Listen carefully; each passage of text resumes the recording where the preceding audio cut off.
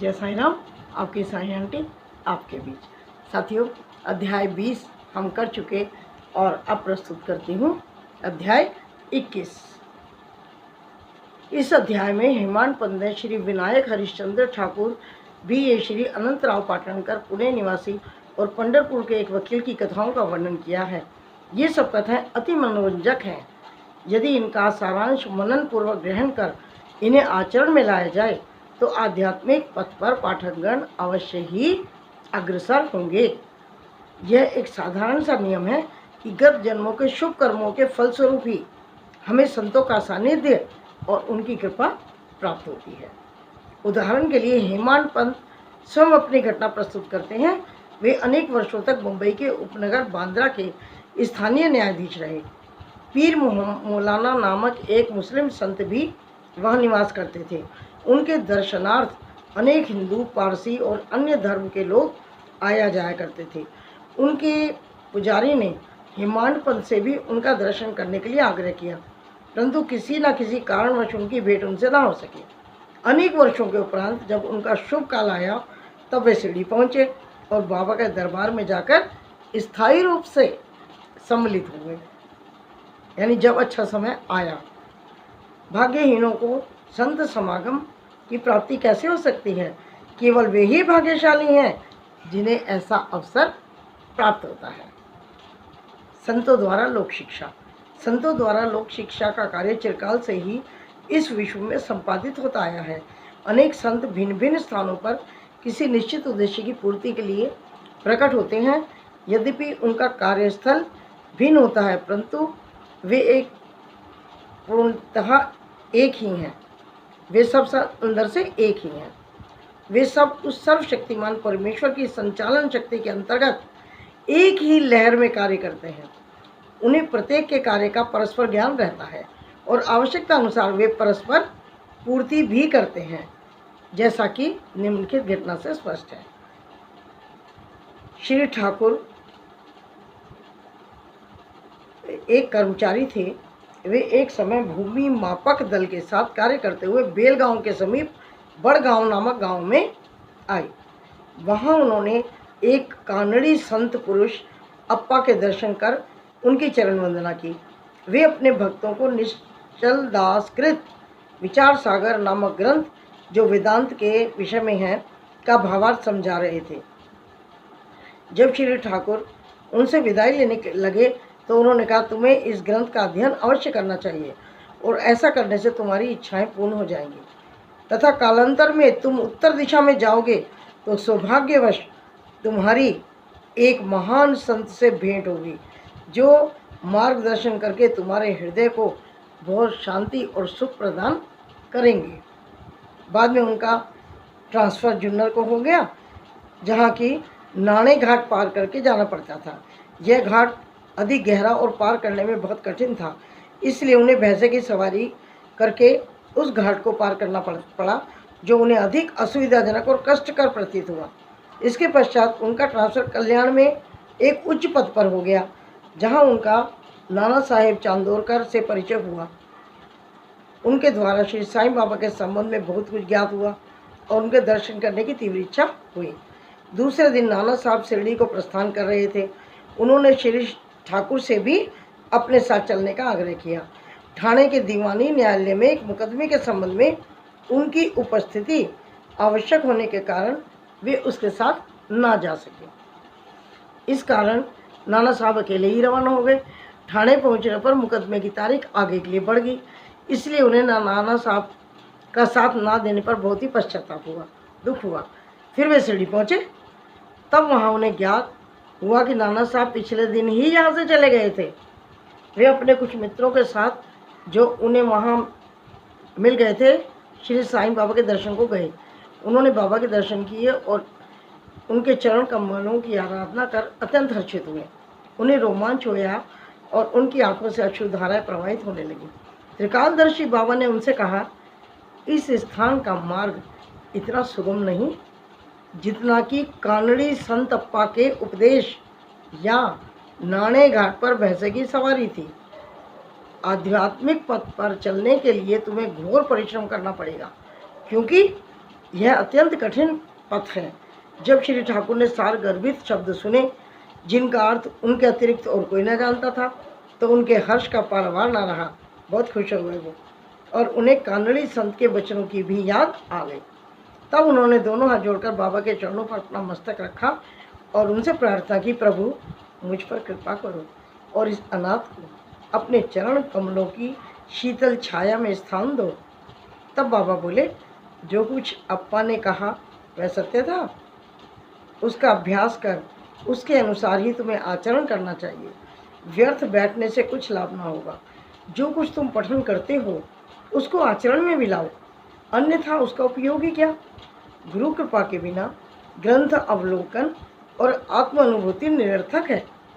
श्री ठाकुर ने अभी तक केवल विचार सागर ग्रंथ में सैद्धांतिक प्रकरण ही पढ़ा था, परंतु उसकी प्रत्यक्ष व्यवहार प्रणाली तो उन्हें शिरडी में ही ज्ञात हुई। एक दूसरी कथा भी सत्य की ओर एक सशक्त परिणाम है। पूना के एक महाशय जो अनंत राव पाटणकर श्री साईं बाबा के दर्शन के इच्छुक थे, उन्होंने शिरडी जाकर बाबा के दर्शन किए। दर्शन से उनके नेत्र शीतल हो गए और वे बहुत प्रसन्न भी हो गए। उन्होंने बाबा के श्री चरण छुए और यथा योगी पूजन करने के उपरांत बोले, मैंने बहुत कुछ पठन किया, वेद वेदांत उपनिषदों का भी अध्ययन किया और अन्य पुराण भी श्रवण किए, फिर भी मुझे शांति ना मिल सकी, इसलिए मेरा पठन व्यर्थ सिद्ध हुआ। एक निराज्ञानी भक्त मुझसे कहीं श्रेष्ठ है। जब तक मन को शांति नहीं मिलती तब तक ग्रंथावलोकन व्यर्थ है। मैंने ऐसा सुना है कि आप केवल अपनी दृष्टि मात्र से और अपने विनोदपूर्ण वचनों द्वारा दूसरों के मन को सरलतापूर्वक शांति प्रदान कर देते हैं। यही सुनकर मैं यहाँ आया हूँ, कृपा कर मुझ दास को भी आशीर्वाद दीजिए। तो बाबा ने ये बात सुन करके उनको एक कथा सुनाई। वो कथा सुना रही हूँ मैं भी। एक समय एक सौदागर यहाँ आया, बाबा सुना रहे हैं।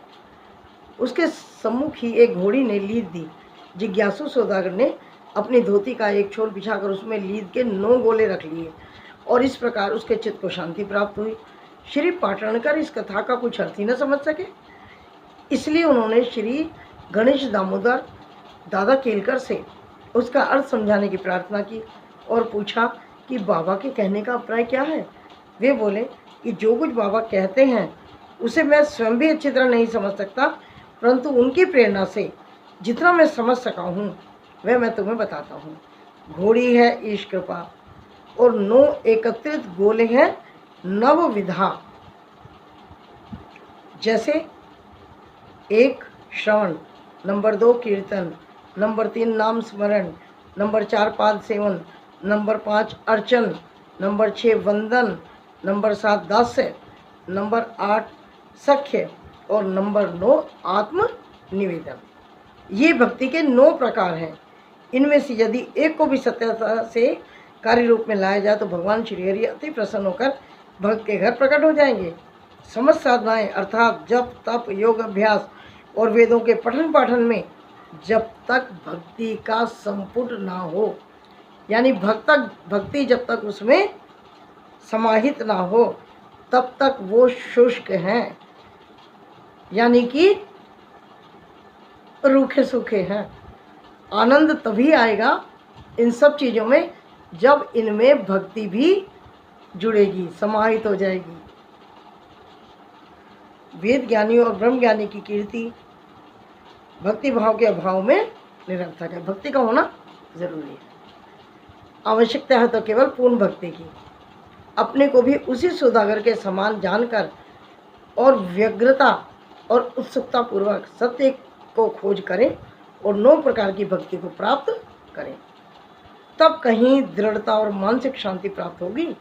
दूसरे दिन जब पाटणकर बाबा को प्रणाम करने लगे तो बाबा ने पूछा, क्या तुमने लीद के 9 गोले एकत्रित किए? उन्होंने कहा, मैं अनाश्रित हूँ, आपकी कृपा के बिना उन्हें सरलतापूर्वक एकत्रित कैसे कर सकता हूँ।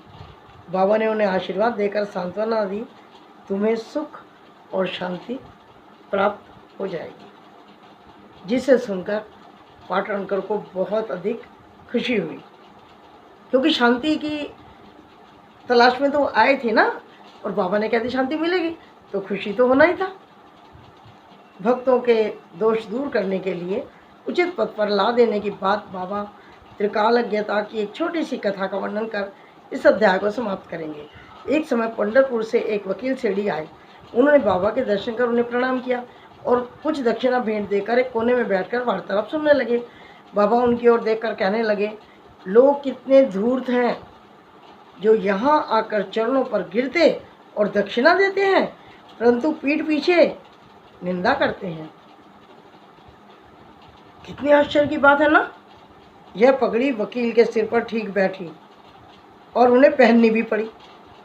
कोई भी इन शब्दों का अर्थ ना समझ सका, परंतु वकील साहब इसका गूढ़ अर्थ समझ गए। फिर भी वे सिर झुकाकर बैठे ही रहे। वाड़े लौटकर वकील साहब ने काका साहब दीक्षित को बतलाया कि बाबा ने जो कुछ भी कहा वह मेरी ओर लक्ष्य करके ही कहा था और वह सत्य था। वह केवल चेतावनी ही थी, मुझे किसी की निंदा नहीं करनी चाहिए। एक समय जब उप न्यायाधीश श्री नुलकर स्वास्थ्य लाभ के लिए पंढरपुर से शिरडी आकर ठहरे, तो बार रूम में उनके संबंध में चर्चा हो रही थी।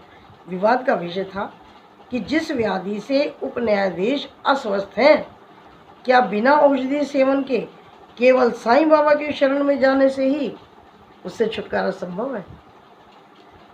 और क्या श्री नुलकर सदृश एक शिक्षित व्यक्ति को इस मार्ग का सहारा लेना उचित है? उस समय श्री नुलकर का और साथ ही साथ श्री साईं बाबा का भी बहुत उपहास किया गया, मजाक उड़ाई गई, और मैंने भी इस आलोचना में हाथ बटाया था। उन्होंने खुद ही बता दिया कि वो बाबा मेरे लिए बोल रहे थे। श्री साईं बाबा ने मेरे उसी दूषित आचरण पर प्रकाश डाला है।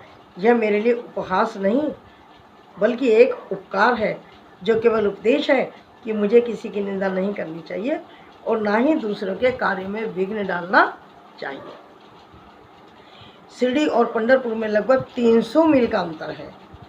फिर भी बाबा ने अपनी सर्वज्ञता द्वारा जान लिया कि बार रूम में क्या चल रहा था। मार्ग में आने वाली नदियाँ, जंगल और पहाड़ उनकी सर्वज्ञता के लिए रोड़ा ना बन सके। वे सबके हृदय की गुप्त बात जान लेते थे और कुछ भी उनसे छिपा नहीं था। पास हो या दूर, प्रत्येक वस्तु उनके लिए दिन के प्रकाश के समान स्पष्ट होती थी।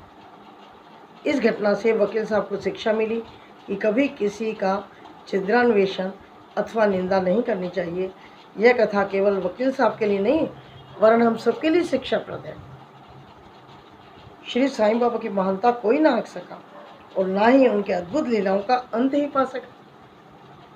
साईं लीला अनंत है, उनकी जीवनी भी तद अनुरूप ही है, क्योंकि वे परब्रह्म स्वरूप है।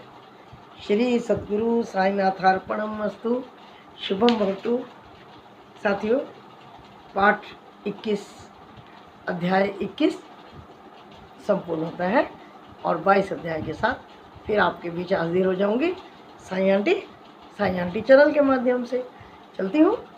जय साईं राम। आप इन बाबा की कथाओं को, लीलाओं को प्रतिदिन सुनिए। बहुत सुख और आनंद की प्राप्ति होगी। बहुत सारी समस्याओं का हल हो जाएगा। घर में सुख शांति भी आ जाएगी और आपका मन भी शांत होगा। जय साईं राम।